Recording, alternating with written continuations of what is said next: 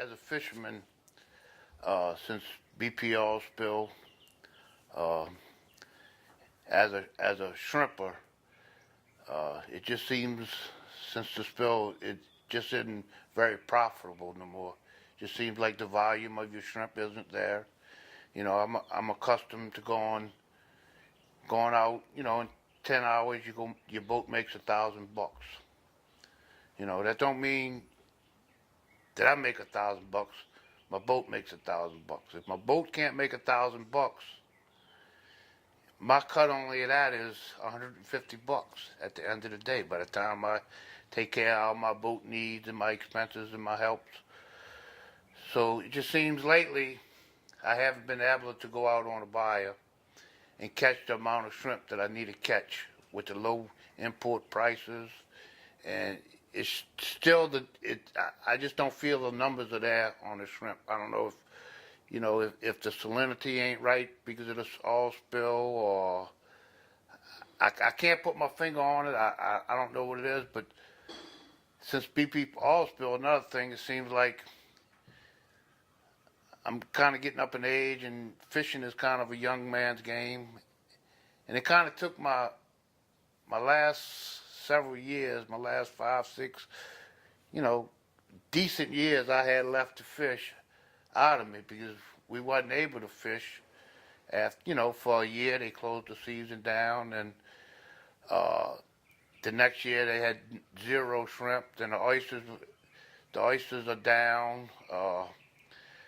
All the oysters we had, we done caught because they was big oysters. There's no more juvenile oysters being grown. The spats ain't taken. I lean towards it is maybe some BP oil or something in the ground that just enable our Mother Nature to take its course. I don't know if it took a turn to hurt it, or if it's going to clear itself up, if Mother Nature will revive itself in another 4 or 5 years. I mean, we will figure it out, but to me it seems like our seafood isn't where it's supposed to be. I can remember going catch, boatloads and boatloads of shrimp and oysters, and it just doesn't seem the quantities there now. On the shrimp, it seems like, uh, you shrimp, it's a tide.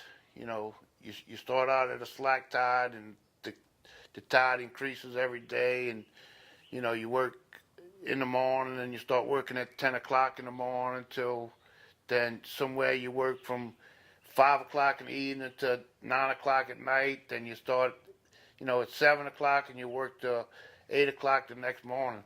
It just seems like in the tide, when in the peak of the tide, you're supposed to be catching, 4,000 or 5,000 pounds of shrimp.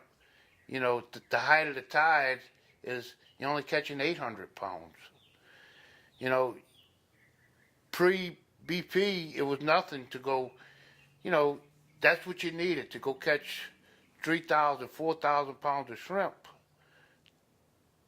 to be profitable. But it seems like since BP, it's always a struggle. It's always just enough to buy you another tank of diesel and get you some salt and pay a couple bills around the house. But there was no room in it for the wintertime. Come wintertime, as a fisherman, you have to make money during the seasons, to hold you over and to be able to fix your boat, paint your boat, put your boat on the shipyard. It's just like any other business. It costs a lot of money to self-employ yourself, with moving parts. Oystering after the oil spill, they shut it down for a year. You couldn't fish your leases. So in that year, the oysters you had, they grew real big. So we was able to go catch them. It took us 6, 7, 8 months but it seems the spats are the little oysters that, salinity in the water's got to be right, and they grow. It's little baby oysters. you just don't see the spats anymore. You know, on the shells, you pick up the shells and the shells are just black. You know, that there's no life to them. It just seems like salinity in the water isn't there. And hey, if you have to have spats to farm oysters, you know, you have to have a seed to grow orange trees or tomato bushes. It's just like a farming business.